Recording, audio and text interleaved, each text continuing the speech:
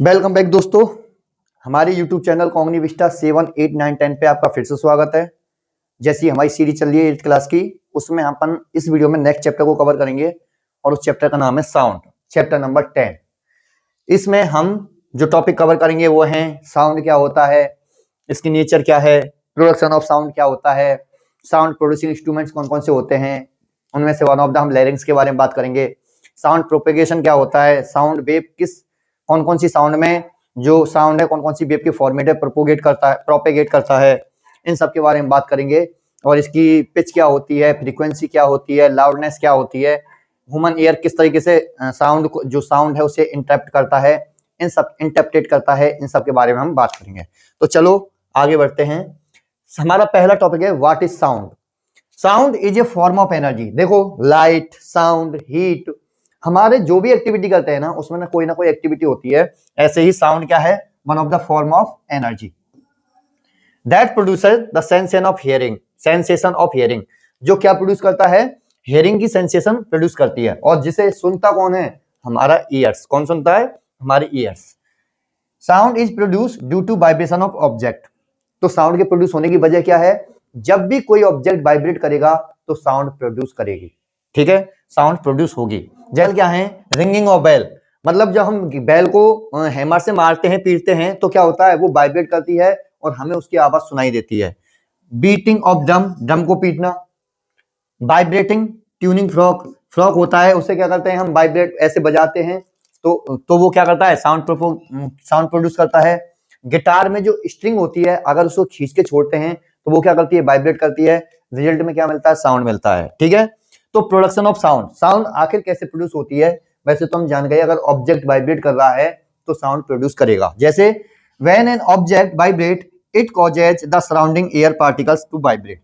जब कोई ऑब्जेक्ट को हम पीटते हैं तो वाइब्रेट करना स्टार्ट करता है। उससे क्या होता है, जो हमारे सराउंड में पार्टिकल्स हैं, एयर पार्टिकल्स, जो भी पार्टिकल्स हैं वो क्या करते हैं, वो भी वाइब्रेट होते हैं। और वाइब्रेट होके वो क्या करते हैं, ट्रैवल स्टार्ट कर देते हैं। और जब ट्रैवल स्टार्ट करते हैं तो कहाँ पहुंचते हैं, हमारे ईयर्स पे पहुंचते हैं।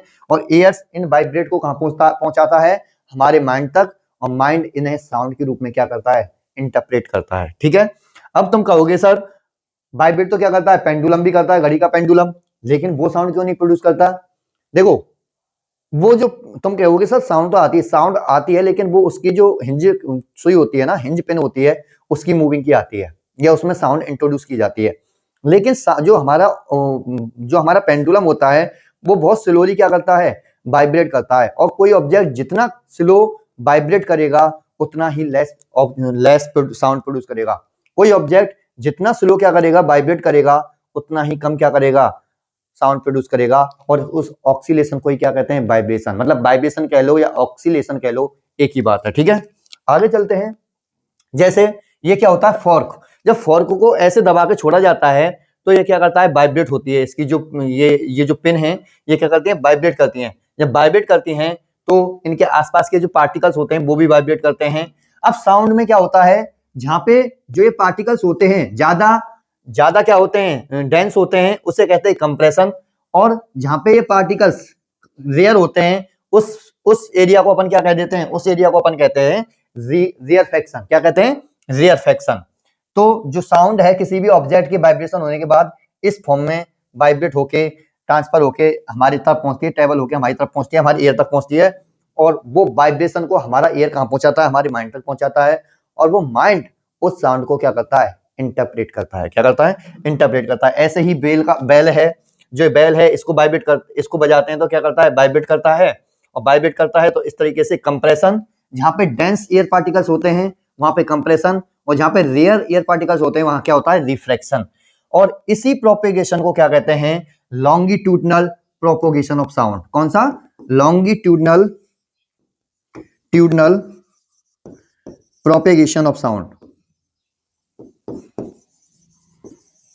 गेशन ऑफ साउंड। ठीक है, इसी को कहते हैं। और हाँ, आगे हम डिस्कस करेंगे कि साउंड सिर्फ एक ही फॉर्मेट में क्या करती है, ट्रेवल करती है। कहते हैं लॉन्गिट्यूडनल प्रोपोगेशन ऑफ साउंड, मतलब साउंड ट्रांसफर फॉर्मेट में नहीं करती। जैसे ये क्या होता है, इसका लॉन्गिट्यूडनल क्या होता है, प्रोपोगेशन होता है। और ये इसका क्या होता है, ट्रांसवर्स। ट्रांसवर्स में क्या होता है, लॉन्गिट्यूडनल में क्या होता है, जो पार्टिकल्स हैं वो parallel to the vibration of sound क्या करते हैं, मूव करते हैं, पैरेलल करते हैं। जैसे देखो इस डायरेक्शन में साउंड ट्रेवल करती है और जो पार्टिकल्स हैं वो भी इस तरीके से मूव कर रहे हैं, लेकिन ट्रांसवर्स में क्या करते हैं, वाइब्रेशन तो इस तरीके से मूव कर रहे हैं लेकिन साउंड इस तरीके से प्रोड्यूस हो रही है। लेकिन क्या होता है, ये ग्राफ होता है ओनली, ऐसी इस तरीके से साउंड कभी भी रियल में प्रोपोगेट नहीं करती है। ये तो इस कंप्रेशन में ये हाई जाती है साउंड, और जब रिफ्लेक्शन होता है तो साउंड डाउन चली जाती है, फिर कंप्रेशन आता है तो ऊपर चली जाती है, फिर नीचे जाता है तो फिर क्या हो जाती है, डाउन चली जाती है। ये तो सिर्फ ये जो पार्टिकल्स होते हैं इनका क्या होता है, ग्राफिकल रिप्रेजेंटेशन होता है, ठीक है। तो हमेशा ध्यान रखना जो साउंड का प्रोपोगेशन होता है वो हमेशा लॉन्गिट्यूडनल फॉर्मेट में होता है, ठीक है। आगे चलते हैं। अब हम बात करेंगे साउंड कैसे प्रोड्यूस करते हैं, या साउंड जो प्रोड्यूस करने वाले ऑब्जेक्ट हैं वो कौन कौन से हैं। सबसे पहले तो हमारी बात करते हैं, हम अगर बोल पा रहे हैं, मेरी आवाज को आप सुन पा रहे हैं, इसका मतलब मेरे जो थ्रोट है इसमें एक इंस्ट्रूमेंट है, या कह दो वन ऑफ द ऑर्गन है जिसे हम कहते हैं लैरिंग्स।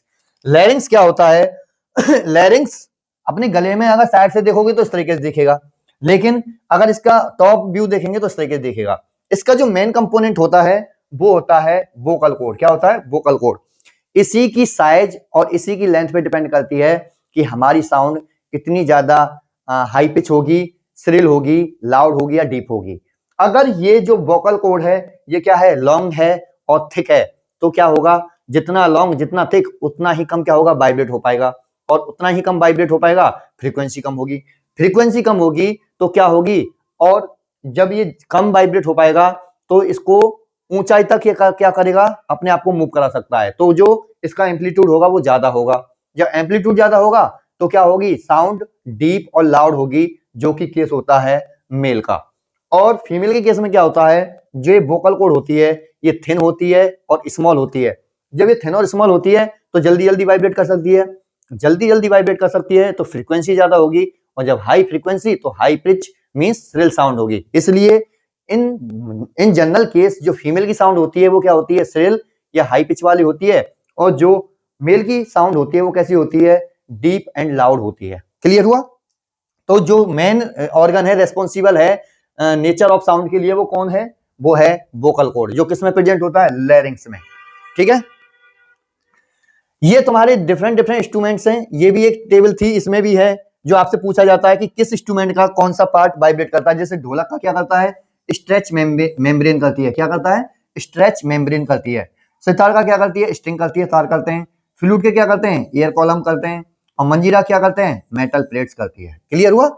तो इस तरीके के डिफरेंट इंस्ट्रूमेंटों के डिफरेंट पार्ट्स क्या करते हैं, वाइब्रेट करते हैं, और डिफरेंट डिफरेंट तरीके की क्या करते हैं, साउंड प्रोड्यूस करते हैं।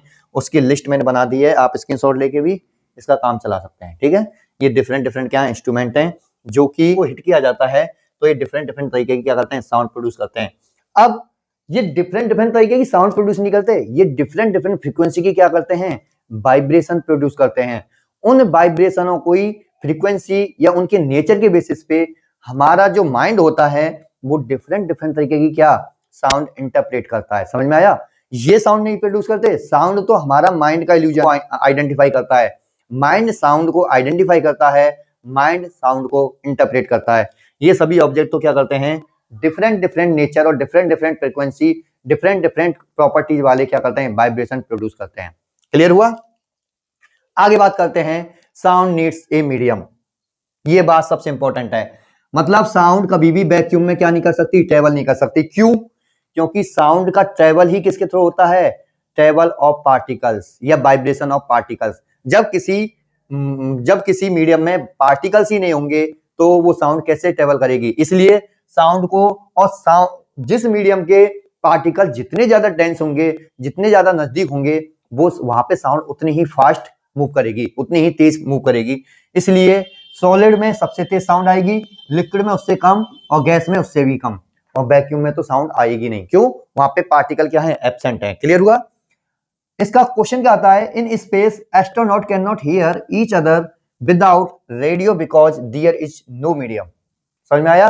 क्योंकि वह मीडियम नहीं होता, इसलिए अगर वो साउंड प्रोड्यूस भी कर रहे हैं उनका वोकल कॉर्ड, तो आगे पार्टिकल्स ही नहीं है ट्रेवल कराने के लिए साउंड को, इसलिए कोई एक दूसरे की आवाज नहीं सुन पाता। इसलिए वो डिफरेंट डिफरेंट तरीके के कम्युनिकेशन क्या इंस्ट्रूमेंट का यूज करते हैं, डिवाइसेस का यूज करते हैं। क्लियर हुआ। प्रोपोगेशन ऑफ साउंड, ये क्या कहता है, sound travel in the form of longitudinal wave. Clear हुआ? ट्रांसवर्स वेव के रूप में कभी भी ट्रेवल नहीं करती। लॉन्गिट्यूडनल वेव कैसी होती है? अगर साउंड इस डायरेक्शन में मूव कर रही है, मान लो अगर साउंड इस डायरेक्शन में मूव कर रही है तो जो पार्टिकल्स हैं वो भी इस डायरेक्शन में मूव करेंगे। लेकिन ट्रांसवर्स कैसे होता है? अगर साउंड इस डायरेक्शन में मूव कर रही है, मतलब इस जगह पे क्या बजा था, कोई इंस्ट्रूमेंट बजा था और मैं यहाँ पे खड़ा हुआ हूं और मैं इसकी साउंड को सुन पा रहा हूं, तो ये कह रहा है कि भाई साहब ये जो पार्टिकल्स है ना वो इस तरीके से मूव करेंगे। लेकिन नहीं, ऐसा कोई भी तरीके से मूव नहीं करता। पार्टिकल्स हमेशा जिस डायरेक्शन में साउंड ट्रेवल करती है उसी के क्या करते हैं, पैरेलल मूव करते हैं। तभी तो हमारी एयर तक हम सुन पाते हैं साउंड को, क्योंकि वो ट्रेवल करके कहां पहुंचते हैं, हमारी एयर तक में पहुंचते हैं। और जब हम एयर में वाइब्रेशन पहुंचता है तो हमारा माइंड उस साउंड को क्या करता है, इंटरप्रेट करता है। इसलिए ये तो सिर्फ हाई कंप्रेशन या रेयरफेक्शन को दिखाने के लिए होता है। मतलब अगर ये ऊपर जा रहा है, ये क्या है, एवरेज है। ये क्या है, एवरेज है, एवरेज साउंड है। अगर मान लो किसी भी मीडियम में अपने जो पार्टिकल्स हैं वो बहुत पास पास हैं तो वो बहुत हाई साउंड प्रोड्यूस करेंगे। ये ग्राफिकल रिप्रेजेंटेशन है। क्लियर हुआ? ये साउंड प्रोपोगेशन का मीडियम है, लेकिन ये उस मीडियम को क्या दिखाने वाला ग्राफ है, उस मीडियम का कि कहां पे डेंस पार्टिकल्स थे और कहां पे रेयर पार्टिकल्स थे। इसमें क्या होता है, आगे जो डायग्राम आएगा उसमें डिस्कस करूंगा इसके डिफरेंट प्रॉपर्टीज के बारे में। ये तो सिर्फ क्या है, ग्राफ। अगर आपसे पूछे कि साउंड प्रोपोगेशन किस तरीके से करती है, तो ऑलवेज लॉन्गिट्यूडनल वेव के फॉर्मेट में। ये लॉन्गिट्यूडनल होता है और ये क्या होता है, ट्रांसवर्स होता है। क्लियर हुआ? अब इसमें क्या होता है, देखो इसमें ये है, देखो स्पीकर बजा, एयर पार्टिकल्स एटमॉस्फेयर में प्रेजेंट हैं। स्पीकर ने क्या किया, अपने पास के एयर पार्टिकल्स को वाइब्रेट किया। अब कहीं किसी जगह पे डेंस पार्टिकल्स हैं, कहीं पे क्या है, कम रेयर पार्टिकल्स हैं। तो जहां डेंस है वहां कैसी साउंड होगी, कंप्रेशन, और जहां पे रेयर है वहां कैसी साउंड होगी, कम आएगी। तो इस तरीके से compression, rarefaction, compression, rarefaction, compression, rarefaction के फॉर्मेट में साउंड हमारी ईयर तक पहुंच जाएगी। इस तरीके से भी इस ग्राफिकल रिप्रेजेंटेशन को इस तरीके से भी दिखा सकते हैं। लेकिन ये क्या है, प्रोपेगेशन ऑफ साउंड। ये क्या है, प्रोपोगेशन ऑफ साउंड। लेकिन ये क्या है, ये बता रहा है कि अगर इस जगह पे ये ग्राफ ज्यादा है, मतलब यहाँ पे जो पार्टिकल्स हैं वो बहुत ज्यादा डेंस हैं और यहाँ पे जो पार्टिकल्स हैं वो बहुत रेयर हैं। ये सिर्फ ग्राफिकल रिप्रेजेंटेशन है और ये क्या है, रियल प्रोपोगेशन ऑफ साउंड है। मतलब साउंड ऑलवेज इस फॉर्मेट में ही क्या करती है, ट्रेवल करती है, इस फॉर्मेट में नहीं। ठीक है, इसको कहते हैं लॉन्गिट्यूडनल प्रोपोगेशन ऑफ साउंड और इसे क्या कहते हैं, ट्रांसवर्स। लेकिन ट्रांसवर्स कभी साउंड नहीं होती, लाइट वेव जरूर ट्रांसवर्स हो सकती है। क्लियर हुआ? अब हम बात करेंगे लाउडनेस एंड एम्पलीट्यूड। देखो इसमें क्या होता है, ये जो ऊपर का पॉइंट है ना, हाईएस्ट पीक पॉइंट, इसे कहते हैं आप क्रस्ट। क्या कहते हैं, क्रस्ट। और जो ये सबसे लोअर पॉइंट होता है ना, इसे आप कहते हो ट्रफ। क्या कहते हो, ट्रफ। अगर आप कह दो कि नहीं, दो कॉन्जिक्यूटिव क्रस्ट या दो कॉन्जिक्यूटिव ट्रफ के बीच की जो लेंथ होती है उसे कहते हैं वेवलेंथ। क्यों? क्योंकि जितनी ज्यादा ये लेंथ होगी साउंड उतनी ही ज्यादा क्या कर सकती है, ट्रेवल कर सकती है। क्यों? देखो मान लो आपके पास 4 साइकिल थी ओनली। एक साइकिल स्टार्ट हुई यहां से यहां तक, दूसरी साइकिल यहां से यहां तक, तीसरी साइकिल यहां से यहां तक। अब मान लो ये वेवलेंथ कम कर दूं तो ये साइकिल क्या हो जाएगी, रिड्यूस होकर यहां तक ही खत्म हो जाएगी। तो जो साउंड अब यहां तक पहुंच पा रही है वो यहां पे आके कहीं ना कहीं क्या हो जाएगी, खत्म हो जाएगी। तुमने देखा होगा कि कहीं किसी दूर लाउड स्पीकर बज रहा था, लेकिन आप बहुत ज्यादा दूरी पे थे तो आपको वो आवाज नहीं आई, लेकिन जब आप उसके पास आते गए तो वो आवाज आपको सुनाई देने लगी। इसका कारण क्या है कि आप उसकी जो प्रोपोगेशन लेंथ है, उसकी जो वेव लेंथ है, उसके पास पहुंच गए हैं। तो वेवलेंथ क्या होती है, दो क्रस्ट, दो कॉन्जिक्यूटिव क्रस्ट या दो कॉन्जिक्यूटिव टफ के बीच की दूरी होती है। और एम्पलीट्यूड क्या होता है कि कितना कंप्रेशन है, हाईएस्ट साउंड कितना प्रोपोगेट कर सकती है, वो बताती है एम्पलीट्यूड। अगर किसी साउंड वेव का एम्पलीट्यूड ज्यादा है मतलब वो साउंड उतनी ही ज्यादा क्या है, लाउड है। आपने सुना होगा कि हम म्यूजिक सिस्टम को और क्या कहते हैं, जो हमारे डीजे बॉक्स होते हैं उन्हें कहते हैं एम्पलीफायर। एम्पलीफायर क्यों कहते हैं, क्योंकि वो साउंड को क्या करते हैं, एम्पलीफाई कर देते हैं। आपके मोबाइल में गाना बज रहा था, आपने उसे ब्लूटूथ के थ्रू उससे कनेक्ट किया, जिस आवाज को सिर्फ आप सुन पा रहे थे अब उसे आप किसी फंक्शन में सभी सुन पाएंगे और आपको और अच्छा लगेगा। क्लियर हुआ? इसलिए जो एम्पलीट्यूड ज्यादा होगा तो साउंड कैसी होगी, लाउड एंड डीप। अगर ये जो साइकिल्स हैं अगर ये कम लेंथ में ज्यादा हो रही हैं, मींस वेवलेंथ कम है, तो वो साउंड क्या होगी, उसकी फ्रीक्वेंसी बहुत ज्यादा हो जाएगी। मतलब इतना ट्रेवल करने के लिए ही उसे बहुत सारी बार ज्यादा चलना पड़ेगा। इस केस में क्या होगा, हमारी साउंड होगी हाई पिच वाली साउंड, श्रिल साउंड, जो कि किसकी होती है, फीमेल की होती है। और हम मेंस की कैसी होती है, डीप एंड लाउड। और वो किस पे डिपेंड करती है, इस एम्पलीट्यूड पे। जबकि जो फीमेल्स की साउंड होती है वो ये साइकिल्स कितनी कंप्लीट हो रही हैं पर यूनिट टाइम में, उस पे डिपेंड करती है। क्लियर हुआ। अब बात करते हैं लाउडनेस और एम्पलीट्यूड। बता दिया कि लाउडनेस किस पे डिपेंड करती है, एम्पलीट्यूड पे। अगर एम्पलीट्यूड ज्यादा है साउंड डीप और क्या होगी, लाउड होगी। लेस एम्पलीट्यूड सॉफ्ट होगी। क्लियर है। लाउडनेस है वो किस में मेजर किया जाता है, वो डेसिबल में मेजर किया जाता है। किसमें, डेसिबल में। Audible and inaudible sound. अब साउंड की क्या होती है, रेंज होती है। मान लो लेस देन 20 हर्ट्ज है तो इंफ्रासोनिक। अगर यह 20 हर्ट्ज टू 20,000 हर्ट्ज क्या करती है, रेंज में आती है, तो क्या होती है, ऑडिबल, मतलब इसे हम सुन सकते हैं। लेकिन अगर 20,000 हर्ट्ज से भी ज्यादा है तो क्या होगी, अल्ट्रासोनिक। इसे हम नॉर्मल ह्यूमन नहीं सुन पाते, ना इंफ्रासोनिक को ना अल्ट्रासोनिक को। इनको कौन सुन सकता है, डॉग्स, बैट्स, डॉल्फिन। एक जो व्हेल होती है वो अल्ट्रासोनिक साउंड प्रोड्यूस करती है। क्लियर हुआ। अब बात करते हैं फ्रीक्वेंसी। फ्रीक्वेंसी का मतलब है कि एक सेकंड में ये कितनी साइकिल कंप्लीट हो रही हैं, हम कहते तो हैं फ्रीक्वेंसी। क्लियर हुआ। अगर और दोनों आपस में रिलेटेड होते हैं, frequency and time period.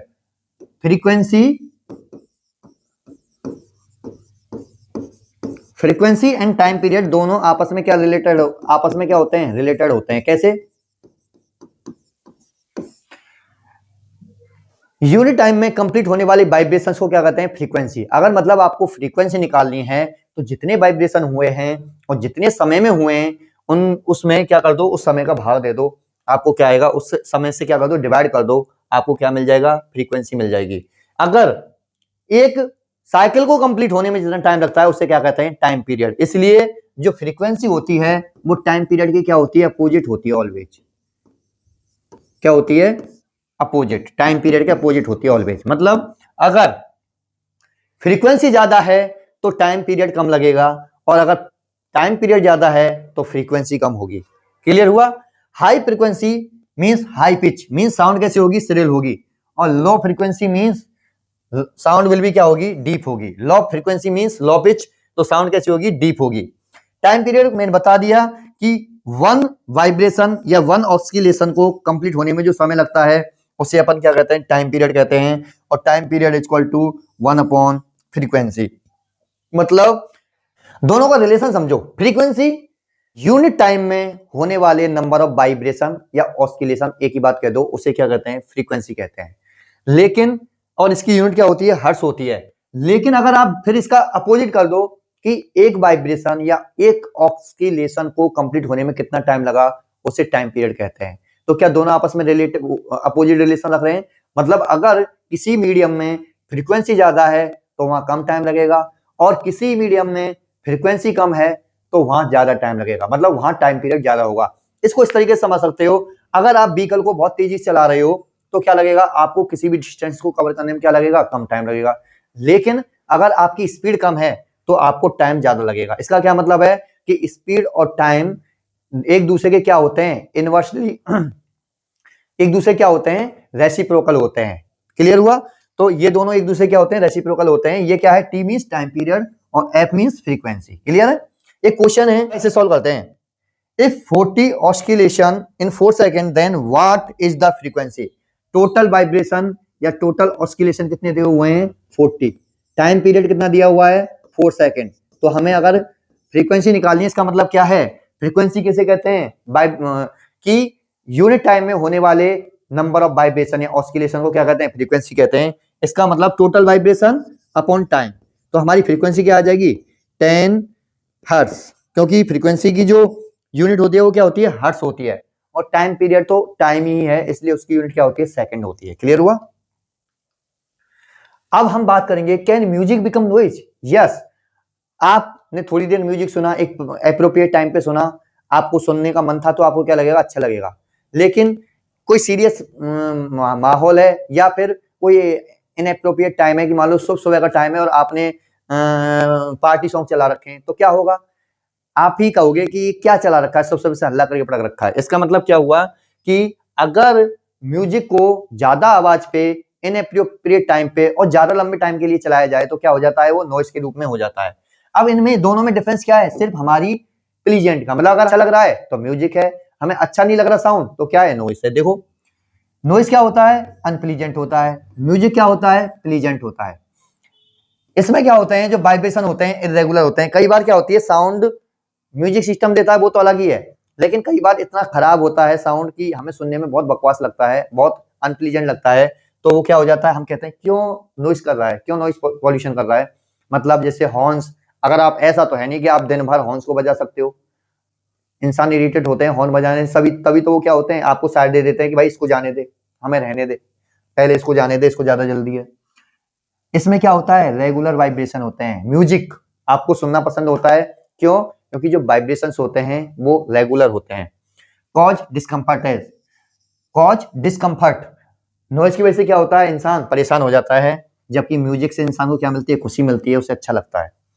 Noise pollution, it is the presence of unwanted and unpleasant sound in the environment.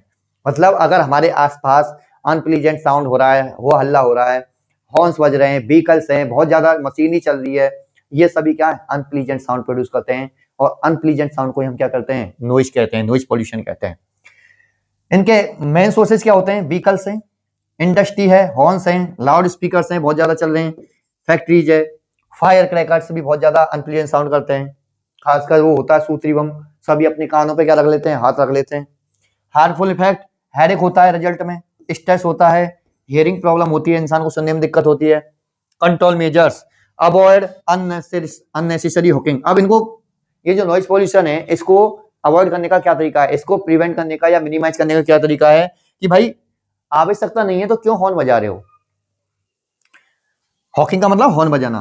Control use of loud speaker, loud speaker का यूज क्या करें, एक लिमिटेड कर दें, ठीक है।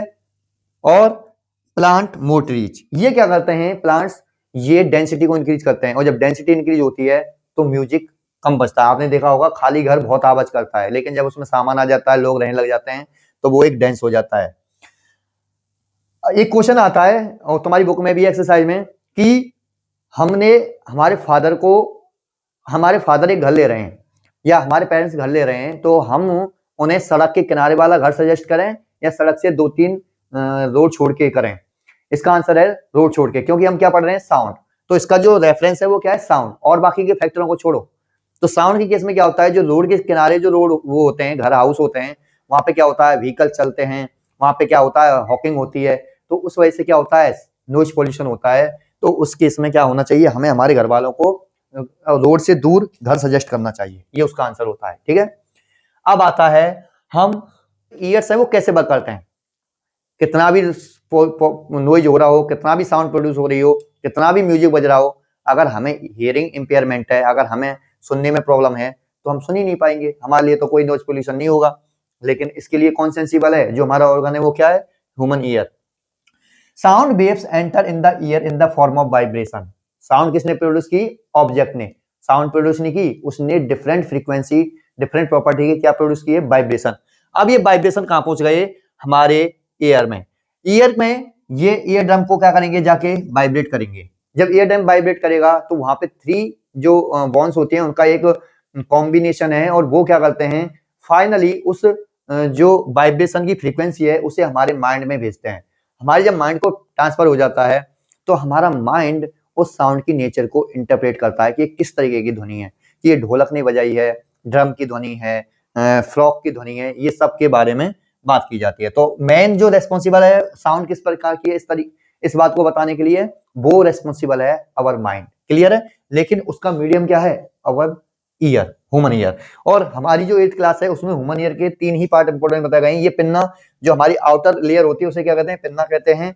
ये एयर कैनल होती है जिसके थ्रू हम क्या पहुंचाते हैं, जो साउंड के वाइब्रेशन है वो ट्रेवल करते हैं। ये वो 3 बॉन्स होती हैं जो कॉम्बिनेट करके वाइब्रेशन कहां पहुंचाती है, इस ईयर ड्रम पर पहुंचाती है। और ईयर ड्रम फाइनली कहां पहुंचाता है इन वाइब्रेशन को, मैग्नीफाई करके अपन के किसमें, माइंड में, और माइंड फाइनली क्या करता है, उस साउंड को इंटरप्रेट करता है। ये पूरा मैकेनिज्म होता है हमें भी किसी भी चीज को सुनने के लिए।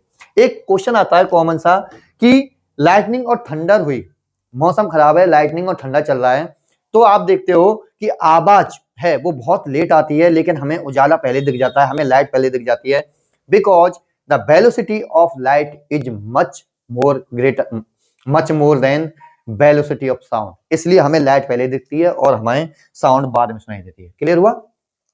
ये तुम्हारा साउंड चैप्टर था। इसके जो भी PYQ हैं उन्हें ग्रुपिंग करके कॉमन आंसर बना के मैं फिर से पोस्ट करूंगा। अभी 2 चैप्टर और बच जाएंगे, उसके बाद हमारा ये वीडियो का सीरीज, जो वीडियो की सीरीज है वो कंप्लीट हो जाएगी। इसके बाद मैं हर जो टफ टॉपिक होगा, हर जो कॉन्सेप्ट होगा, उस पर शॉर्ट्स वीडियो भी बनाऊंगा, लेकिन पहले मैं उनको पोस्ट करूंगा। ठीक है, तब तक के लिए थैंक यू, बाय बाय।